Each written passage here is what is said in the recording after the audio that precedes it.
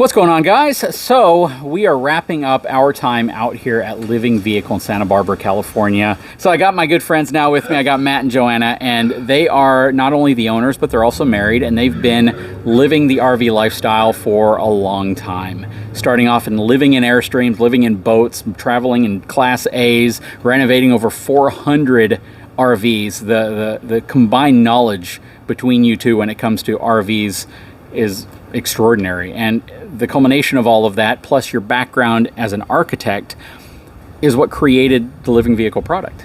And not just that, this isn't just the first generation. You've been doing this for a while, so it's constantly this evolving, growing thing. And I'll tell you what's crazy about this whole thing. You know, I was recently in Frisco, Texas, at the Texas Rangers Stadium. Beautiful, beautiful stadium. And as I'm walking around, I'm looking at the architecture.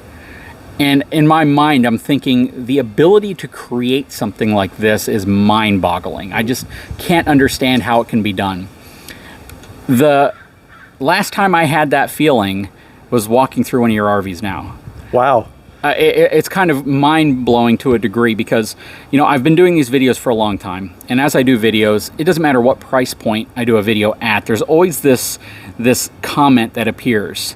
I could build it for less. Oh yeah, I got that a long time ago. In fact, that was me when I started my renovation company about 10 years ago. Mm-hmm. And it wasn't for less, you know, I mean, less was part of it, but it was, I thought I could do better, right? And that was my vision. I'm an architect and I wanted to do better. So I was like, okay, let's start renovating trailers. And, you know, we mainly worked with Airstreams, and we did over 400 of these things. And that's what I did for 10 years. Yep, and here's a crazy aspect of it. And the point of what I was saying here is that you think that sometimes. I've even thought that. You know, I see people build a deck and I'm like, I could build a deck better than that. I see people do a car stereo system. I could do it better than that. I can bake a cake better. I can cook a steak better. I can do this better. And when you realize that there's people who are really, really good at doing this stuff, they're good for a reason. And we always talk about chefs, so we brought this up several times. A master chef or a master pit barbecue cooker, you know, someone who's just cooked so many briskets, so many ribs, all this, they do it like it's nothing to them because of that knowledge that they've built up. As an expert in their field. Yes. Yep. And then I try and copy them, and I do everything that they do based on the video I'm watching, and mine's horrible. I just can never execute on it.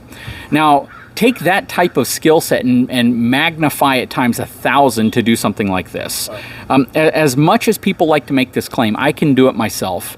I do a lot of do-it-myself projects. I've renovated little trailers. I've put flooring on the inside. I did this little cargo trailer I had, and it was tough enough. Just cutting aluminum railing so it fit the way I wanted it to, and then you kind of get to the point where you're like, that's good enough.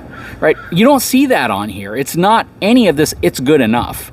I want to talk to you about this topic because, again, it's so important. I could review a $20,000 travel trailer, and I'll get comments from folks saying, oh, for that price, for 20 grand, I could build one myself, which is possible. You can go and buy a $4,000 empty cargo trailer and just, you know, put $5,000 or $6,000 into it and probably have something that works. But I can almost guarantee it's not going to be as nice looking or as nice functional or as well thought out as even a $1,000 or a $20,000 travel trailer. The manufacturers have a thing. They have a process. They have machinery. They have employees. They have this thing that spits these things out with a level of consistency because the cuts and all that have been done 1,000 times. You talk about something like a $160,000 Palomino Pause, and I bring that up because that, from you know, contemplating what you can do with an RV, that's kind of at the highest level I've ever featured on my channel. Yeah, and I recently watched those videos on your channel. Yeah, and they're great units, yeah. And they fit the need for a lot of folks, but to actually go out and say, I can build that for $50,000, $80,000, you're being delusional. I don't want to say it any other way. Okay. It's just, for someone to think they can build that unit for $60,000, they're kidding themselves because they don't know. Right. They could build something that would probably be more equivalent to like a $20,000 trailer, but the fit and finish, the level of detail, the CNCing, the laser cutting, all that, you just can't do. Yeah, and all those tools you just mentioned, the laser cuts, the CNC, the water jet, all those tools, those, you know, hundreds of thousands of dollars of tools, mechanical tools to execute at a very high tolerance. Yep. To where we put the details of a lot of this stuff together. I mean, I'll walk over here and take a look at just like the fold down patio. All this stuff is marine grade hardware, and all this is custom CNC'd out. I mean, the way you fabricate this is just, I mean, look at these miter joints. And to be able to put this stuff together is just another. I'm so proud of the collective work that has gone into this, not just from the engineering and design aspect, but the folks that are building this are so good at what they do. Not discounting any. I mean, yeah, you can machine that out, but collectively, it's that detail done 1,000 times. And then everything has to come together. Every system, the electronics, the HVAC, the structural system, the waterproofing design, the detailing of how you execute on all of that stuff. It's this collective product that aims at one simple result, is to get off grid and stay off grid without ever having to come back. Yeah, and the point I make here as well is everyone who's ever worked with wood knows the term measure twice, cut once. Yeah. Right? If I tried to make any of this, I'd have to measure 150 times, cut 25 times, and throw away so much waste before I ever was able to meet the level of fit and finish that makes a living vehicle, or almost probably any RV in my case. I might be able to do something, again, that's functional, but that's a far cry from being something that I'd actually want to spend time in or trust being towed down the road, or more importantly, want people to see and to be proud of. That's the thing. I can make a picnic table. It looks absolutely great, but I'm not as good at making a picnic table as someone who's a master wood craftsman who would, do everything to a whole different degree. And I bring that up because this is probably the most important aspect of this, is when we talk about things we can do ourselves, you have to have the skill, you have to have the energy, the time. There's no way I can make anything like this, even if I had all of the tools and skills in years. I wouldn't have the time to do it. So what's funding your project at that point? You have to have the patience, you have to have the eye attention to detail, you have to have the architectural skills to even lay things out so they fit where they need to go, because you don't just say, okay, I need cabinets there. What's the measurement after I've put it together? You build everything and engineer it before it actually gets put into place. But then you have to have the money to do it. So if you don't have the tools, the skills, or the money, forget about it. Even if you have the tools, the skills, or the money, if you don't have all three of them, then it's never going to come together. And very rarely is somebody going to have all three to make something like this actually happen. Now, some people may. And some people may leave comments that I can do that. But most of the comments that people leave on any of my videos, and probably your videos as well, come from people who just say that, but can never actually do it, or people who may have the skill to do it, but they never have the time or the money to do it. It's a claim. So I bring that up because I want you all to talk a little bit about, again, we know about your history in architecture. We know that you've lived in RVs. We know you've renovated them. But when it comes to something like this, is this a topic that's brought up in your videos? Do people say, I could make that for $100,000? That's funny because the solar equipment and the batteries alone cost $100,000. So don't know how you could pull that one off. But I'd love to know, is this something that's brought up in your content? And how do you address that? How do you address that? Because you know how much this costs to build, and I guarantee you the manufacturing cost of this is nowhere near what people think it is. It's far greater than what you would think. Yeah, we do get that comment a lot, and what we're doing here is very different than what you're seeing in a standard RV and what typical manufacturers are doing. So I think a lot of times people don't have kind of that frame of reference for, right, why is this so much more expensive? I could do traditional manufacturing, components, I could buy these parts. We're talking about military grade, commercial grade. Like, this is built more like an aircraft than an RV. Yeah, let's build a spaceship. How many people know how to do that? Let's look at some of the details, over here on the corner. This is a perfect example of where, just the tolerance of how things come together and the types of, the way they inlay, or, right down here, these details, how we build the hatches and the mitered corners and all the little CNC details and these parts, all these parts are custom. We build all of this stuff on site. And you might get to a point here where you're like, okay, well, I could do that. Well, how are you going to bend the metal to where it looks nice? Right. How are you going to create all of the CNC laser cut joints? How are you going to do this to where it actually looks nice? Yeah, and it really is closer, it's marine and aircraft. And so we've taken a lot of influence from those two industries to build, the tolerances and the standard of quality that we place that value on. So people ask us a lot, how long did it take to design this living vehicle? We're in our 6th year of building these models, but it's the architecture background that Matthew went through. It's the hundreds of units that we customize for different customers. It's everything that we lived in for ourselves. So to replicate that experience of over a decade, if you were to build this yourself, whoever's watching, where would you start?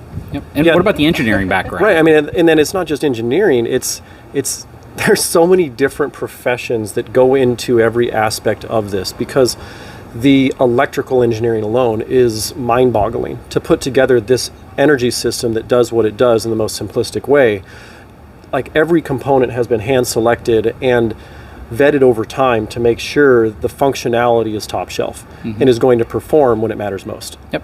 What's interesting is when you say that and you talk about the engineering and the architecture and how it all has to come together, it really does. It has to come together in a way that's cohesive, that makes sense, is marketable. It's got to be something that people look at and they like. And to make all of that work it takes a lot of money, it takes a lot of time, it takes a lot of patience, it takes a lot of trial and error. I've seen normal RVs get built, and I see how much trial and error it takes to build a normal, regular RV. And what you've done here is leaps and bounds above a traditional RV. So much so that this is a kind of an interesting point. While I've been out here, there's been customers that you've invited out that come and tour the different floor plans. They've typically found you through social media, or they've done searches. And there was a gentleman and his wife that were out here a little earlier.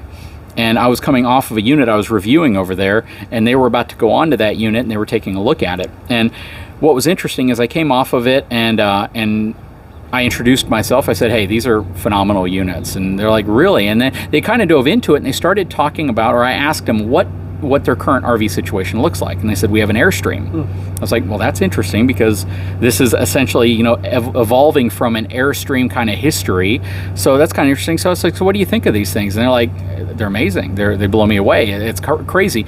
And the main gist here, the question I asked them, I said, so if you got another Airstream, because they were talking about the different Airstream models that they had looked at and why the living vehicle is probably going to be their next RV. They said, because if I buy an Airstream, I'm going to drop $150,000 into it to make it kind of what I want, but then I'm still going to have to deal with the fact that it wasn't designed that way. I'm putting stress in areas. I'm doing things to it that it wasn't really designed for. Whereas you guys address it all as one package. It's insane what you can do with these units, because you've put all the thought, engineering, design into it. And people that come and buy these units, they're not getting just an RV, they're getting an experience. Yeah. They get the customer service, they get the whole back end everything, including an RV that's made to last a lifetime. I mean, it's like what Matthew told me when he met me. He said, I'm looking for a wife, not a project. And, we've gone through that experience. We've built so many RVs. We've been living this lifestyle together. So we have that knowledge. So people come to us because we are experts in the field. All right, and that's the key. When you buy this product, first of all, you sell a lot of them. It's not as if you're like struggling to sell the units. I mean, I can see people come out here, you have people that buy them and then upgrade to another one. And they try to sell the old one that they have, or they're selling the old one that they have because they want a newer one. And that's the ultimate testimony to anything that's made. Whether it's a steak, whether it's a TV, whether it's a smartphone. Why does somebody buy a new iPhone when they just had an iPhone that probably works just fine? Yeah, and that's really a core tenet of our entire business, is we treat, every future sale as if it came from an existing customer. And so our customer service is just phenomenal. We're a small business. We have intentionally limited production because we wanted to maintain, in the early years of our company, maintain the quality, the customer service, the product understanding, how this is functioning in the marketplace prior to scale. And that's something that I'm so proud to say, that we have a customer service platform that's unlike any other. I know every customer by name, and that's a great thing to be able to say in the early stages of our company, but it's that style that's going to continue as we continue to evolve. And it's really the old way of doing business. Well, and get this, so there's 4 partners that own living vehicle. Every single partner has lived in a living vehicle. Yeah, right. What can you say we that started, about any other manufacturer? This is very humble beginnings. We started the company Living Vehicle out of the very first prototype that Joanna and I built for ourselves. That's what we started the company out of. That's what we were living in full time. And this is a bootstrapped company. We started this, by learning as we went along, and we learned, made mistakes, and took all the knowledge that we were continuing to grow and build, and we just kept making things better. You know, you'll see the evolution of LV over the last 6 years is really refinements and continuing to perfect the small issues and make it better, but not have major brush strokes and make whacks and changes. It's just making it's building better progress as we march forward. Yeah. Well, and also we have been focused on innovation and low production so we could focus on quality, and our feedback loop with our customers is so quick. You know, we learn from people what's working for them, what needs to be improved, and what do they want to see, and that's what's really where we've been going over the last few years is what our customers have wanted, and they've wanted more off-grid capability. They want to go in more extreme temperatures, and that's what we've been following along with. Yep. And a comment that I've made in a previous video, and by the way, if you haven't watched the previous videos, you absolutely need to, because not one tour can give you all the information. Right? There's so many videos that you have to go back and watch. And I think the folks who are serious about a living vehicle, or the folks who just want to see what it takes to manufacture a superior product, are going to be really, really impressed by all the videos, because it tells the complete story. Not one video can tell the whole story. This video right here is important because it addresses that question that a lot of people have. I do videos on an F450 Limited, and people are going to be like, truck prices have gotten out of control, I'm never going to buy that. Yet Ford can't produce enough of them.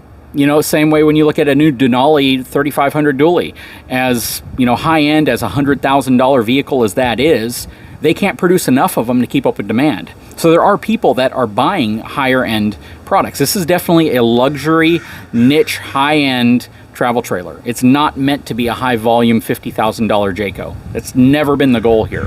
It's not meant to be a $200,000 high-end, Lux or a DRV. I guess DRV, Lux is well above that, but a DRV, it's not meant to be that. That's not what you're competing against. You are looking for folks who are looking for the ultimate high-end experience, high-end quality, customer service experience, and at the end of the day want something that they can keep for life.